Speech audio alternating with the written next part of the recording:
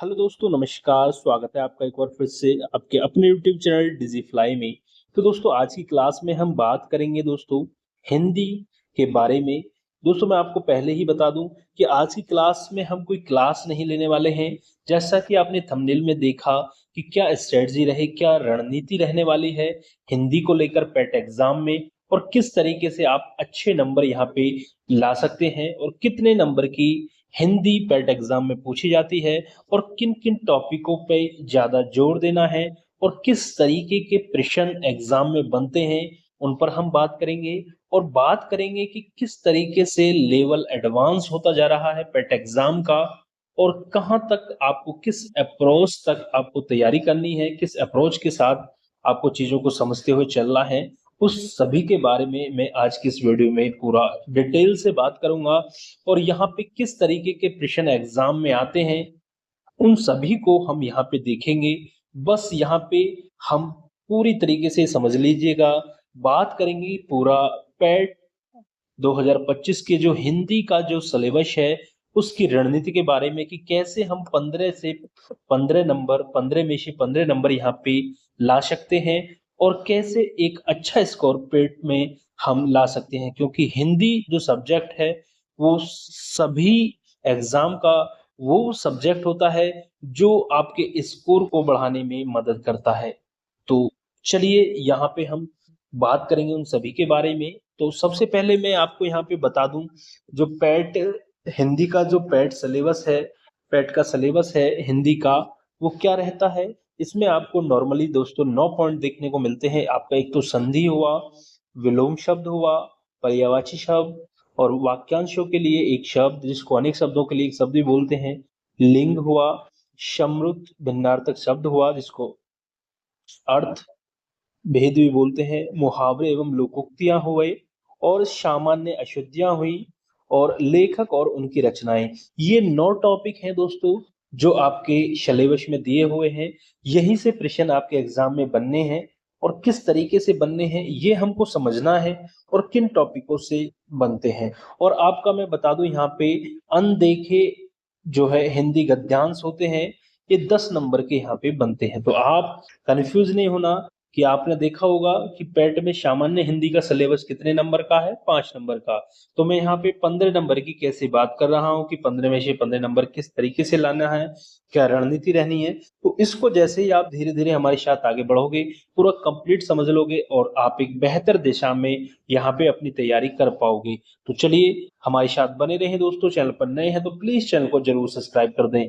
आज की इस वीडियो में दोस्तों हम कंप्लीट हिंदी की जो स्ट्रेटजी है, रणनीति है, अच्छे नंबर लाने के लिए पेट एग्जाम में, पूरा ये समझ लीजिए कंप्लीट नंबर आप 15 में से 15 नंबर आप यहाँ से बहुत आसानी से कर सकते हैं। आज की इस क्लास में आपको संपूर्ण जानकारी दे दी जाएगी, और आपके सभी डाउट्स जो है क्लियर हो जाएंगे। चलिए यहाँ पे मैं बात कर लेता हूँ। देखिए सिलेबस मैंने बता दिया आपको। अब यहाँ पे बात करते हैं कि कितने नंबर की हिंदी आती है पेट एग्जाम में। तो ये समझ लीजिएगा दोस्तों 15 नंबर की हिंदी पेट एग्जाम में आपको देखने को मिलती है, जिसमें मैं बात करूं 5 नंबर की जो हिंदी होती है वो सामान्य हिंदी होती है। जो ऊपर हमने टॉपिक्स के बारे में बात करी, संधि, विलोम शब्द, पर्यायवाची, ये 5 नंबर के पूछे जाते हैं। और बात करें यहाँ पे जो 10 नंबर होते हैं वो अनदेखे हिंदी गद्यांश एवं पद्यांश होते हैं। 5-5 नंबर के ये 2 गद्यांश होते हैं। यहाँ पे जरूरी नहीं कि गद्यांश ही हो, पद्यांश भी हो सकता है एक, और 5-5 नंबर के ये होते हैं दोस्तों। और अभी मैं इसमें डिटेल से, यदि गहराई से मैं यहाँ पे बात करूं, तो जो ये गद्यांश होते हैं 5-5 नंबर के, इनमें से दोस्तों एक एक प्रश्न दोस्तों आपका सामान्य हिंदी का ही पूछ लिया जाता है। तो कुल मिला के सामान्य हिंदी के जो प्रश्न यहाँ पे बनते हैं, वो आपके लगभग 7 प्रश्न आपको देखने को मिलते हैं। 7 से 8 प्रश्न आपको यहाँ पे देखने को मिलते हैं सामान्य हिंदी के। और बाकी आपके 8 प्रश्न दोस्तों वो हिंदी गद्यांश पर जो है संबंधित होते हैं, उनसे ही उन प्रश्नों को कर लिया जाता है।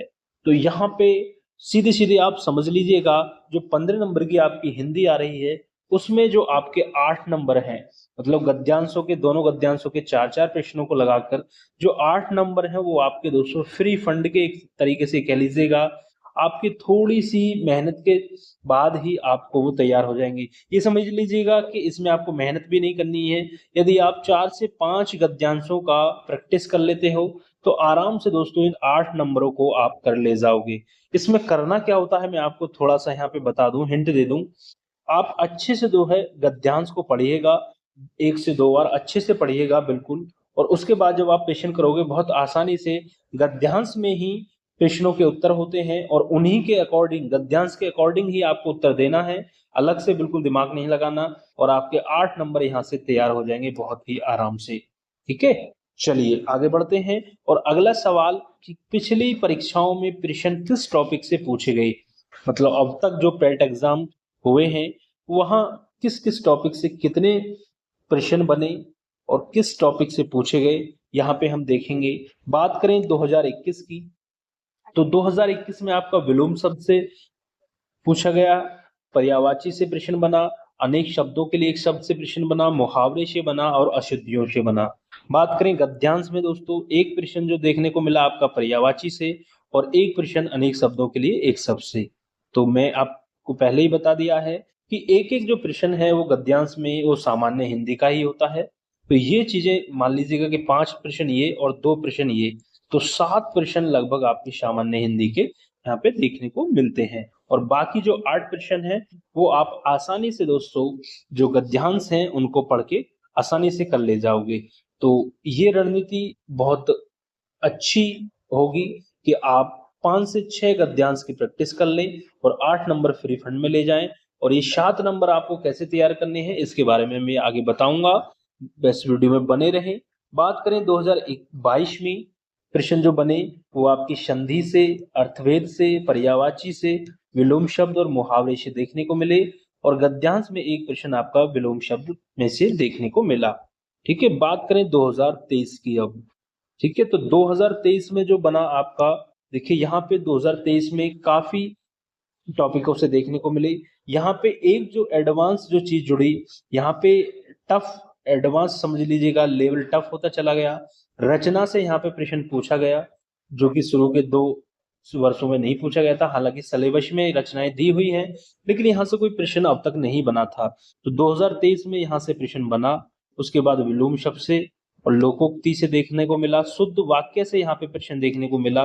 देखिए ये एक और नया जुड़ा है, शुद्ध वाक्य। लिंग से प्रश्न यहाँ पे देखने को मिला, ये भी सिलेबस में है। पर्यायवाची से प्रश्न देखने को मिला और अनेक शब्दों से अनेक शब्दों के लिए एक शब्द से प्रश्न देखने को मिला। और बात करें यहाँ पे गद्यांश में एक चीज सामने आई 2023 में, तो प्रत्यय और उपसर्ग से प्रश्न देखने को मिला और संधि से प्रश्न देखने को मिला। तो सिलेबस के अकॉर्डिंग जो टॉपिक हैं उसमें संधि वगैरह सब कुछ है, रचना भी है। लेकिन 2023 में क्या हुआ, अचानक से दोस्तों ये टफ पेपर 2023 का माना जाता है, तो उसमें रचना से प्रश्न देखने को मिला और उपसर्ग प्रत्यय से प्रश्न देखने को मिला। ठीक है, और संधि से प्रश्न देखने को मिला। उस तो 2 चीजें जो यहाँ पे बढ़ी वो यही थी कि रचना से प्रश्न देखने को मिला और उपसर्ग प्रत्यय से, और हाँ तीसरा ये शुद्ध वाक्य से, अशुद्धियों से नहीं, यहाँ पे अशुद्धियों के रूप में शुद्ध वाक्य से प्रश्न देखने को मिला। तो ये 3 चीजें यहाँ पे एडवांस करती गई 2023 के पेपर में। तो ये समझने वाली बात है। तो आपको 2024 के लिए तैयार रहना है इस चीज के लिए कि आपको शुद्ध वाक्य, उपसर्ग प्रत्यय और रचना अच्छे से पढ़नी है। आपको यदि पूरे 15 में से 15 नंबर आपको लाने हैं तो इन 3 टॉपिकों को अपने दिमाग में दोस्तों फोटो खींच लीजिएगा इनका, कि यहाँ से प्रश्न आपको देखने को मिलेगा ही मिलेगा। चलिए अब मैं यहाँ पे बात करूं कि 3 वर्षों में कौन कौन से टॉपिक कॉमन रहे जिनको पढ़ के आप दोस्तों नंबर लाएंगे। तो मैं बात कर लेता हूं, देखिए 3 वर्षों में जो कॉमन टॉपिक रहे, विलोम शब्द, पर्यायवाची और मुहावरे और अनेक शब्दों के लिए एक शब्द। ये 4 टॉपिक दोस्तों ऐसे हैं जो हर साल परीक्षाओं में पूछे गए। हर साल इन टॉपिकों से प्रश्न परीक्षा में बने। तो कहने का मतलब ये है दोस्तों, ये 4 टॉपिक वो हैं जिनको आपने किसी भी हाल में नहीं छोड़ना है और अच्छे से पढ़ना है। और आगे मैं इस वीडियो में आपको बताऊंगा कि इनका भी एडवांस लेवल दोस्तों किस तरीके से इन टॉपिकों से भी सवाल एडवांस लेवल के बन सकते हैं और पूछे जाने लगे हैं। तो इन 4 टॉपिकों को अच्छे से पढ़ लीजिएगा। तो 8 नंबर की हमने ऊपर बात की थी, यदि आप 4 इनको अच्छे से पढ़ लेते हैं तो 4 नंबर आपको यहाँ से ये देखने को मिलेंगे पक्का। तो 12 नंबर की कुल मिला के आप कह लीजिएगा 12 नंबर की तैयारी आप यहाँ पे हो जाएगी। और 3 नंबर के लिए आपको एडवांस पढ़ना पड़ेगा, जो हमने अभी ऊपर बात की, उपसर्ग प्रत्यय और अशुद्ध वाक्य रचनाएं। ये जो 3 टॉपिक हैं ये आपको पढ़ने हैं एडवांस में, तब आप कहीं जाकर 15 में से 15 नंबर के लिए तैयार हो जाओगे। तो चलिए अब मैं आगे बात करता हूं कि किस तरीके के प्रश्न पैट में पूछे जाते हैं, किस टॉपिक से कैसे प्रश्न बनते हैं, थोड़ा मैं यहाँ पे आपको समझाने का प्रयास करूंगा। बस यहाँ पे दोस्तों मैं आपको बिल्कुल पढ़ाने वाला नहीं हूँ आज की क्लास में, बस मैं आपको तैयार कर रहा हूँ कि किस तरीके से आपको पढ़ना है, क्या चीजें आपको पढ़नी है और क्या नजरिया रखना है आपको पढ़ने का। ठीक है, ये मैं आपको बताऊंगा और मैं आपको इसमें बताऊंगा कि आप तैयारी कहाँ से कर सकते हैं, किस तरीके से तैयारी कर सकते हैं, ये तो मैं आपको बताऊंगा ही। और आप कहाँ से तैयारी कर सकते हैं हमारे साथ जुड़कर, वो भी मैं आपको यहाँ पे बताऊंगा। चलिए, तो देखिए यहाँ पे संधि से जो प्रश्न बनते हैं अब तक वो बने हैं, संधि विच्छेद पूछता है। ठीक है, ये दे देगा जैसे स्वल्प का संधि विच्छेद आपको बताना है, तो प्रश्न देखने को ये मिले हैं ऑप्शन डी यहाँ पे, जैसे कि राइट आंसर होगा सु प्लस अल्प। तो संधि का जो प्रश्न बना है वो संधि विच्छेद से प्रश्न बना है। ठीक है, संधि विच्छेद पूछता है, याद रखना। ठीक है, ये नहीं पूछेगा कि कौन सी संधि है, दीर्घ संधि, व्यंजन संधि। तो ज्यादातर जो प्रश्न बने हैं वो संधि विच्छेद से बने हैं, तो इस पर ज्यादा ध्यान दीजिएगा। देखिए जैसे महर्षि का संधि विच्छेद पूछा है।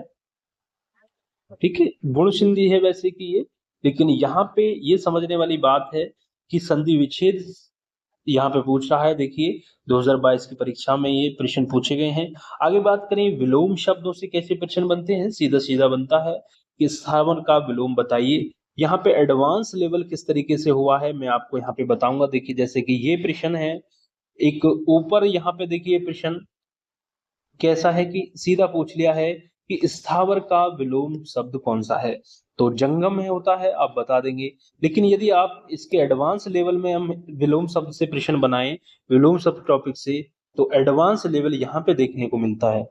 देखिए कि किस विकल्प में सही विलोम युग्म है, आपसे पूछा है, मतलब इसमें एक सही और बाकी गलत है। तो ये एडवांस लेवल हो जाता है और इस लेवल के लिए आप तैयार रहें 2025 के लिए।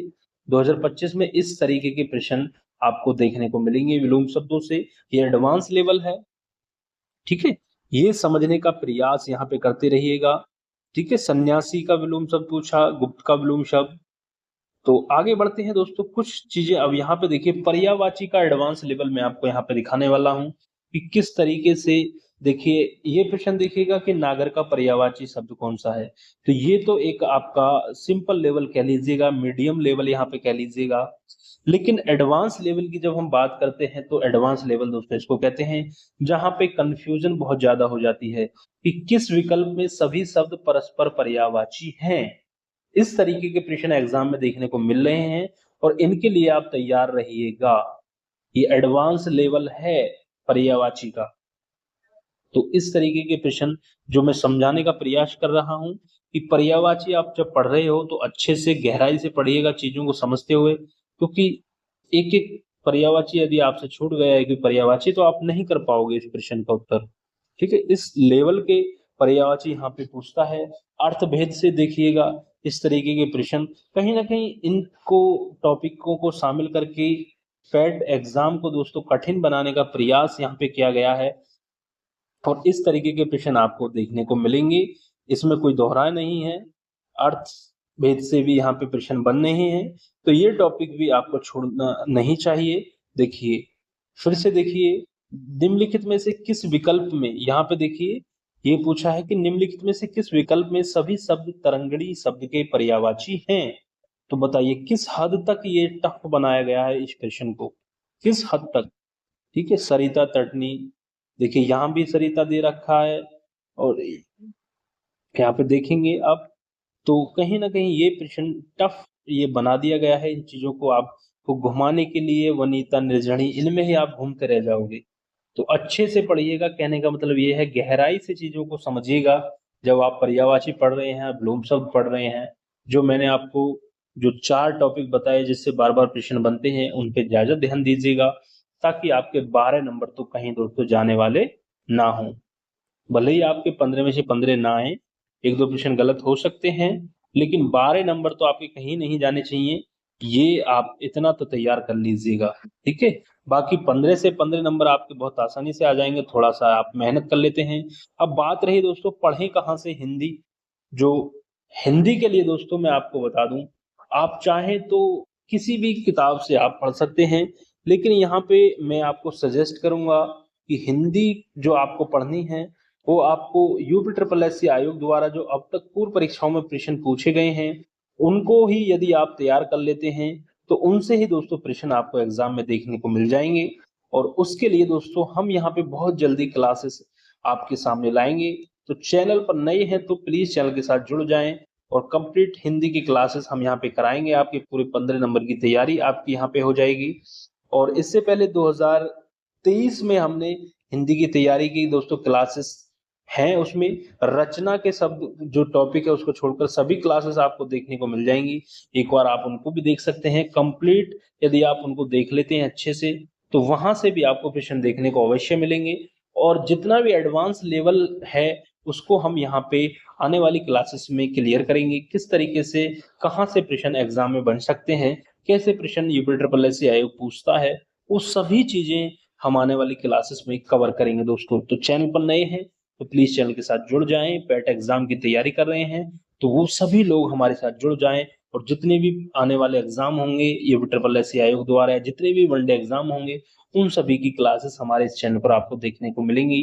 तो जुड़ जाएँ हमारे साथ, तो मिलते हैं ऐसी नई जानकारी के साथ बहुत जल्द अगली वीडियो में। तब तक के लिए दोस्तों जय हिंद, जय भारत दोस्तों। खुश रहें, मस्त रहें, स्वस्थ रहें।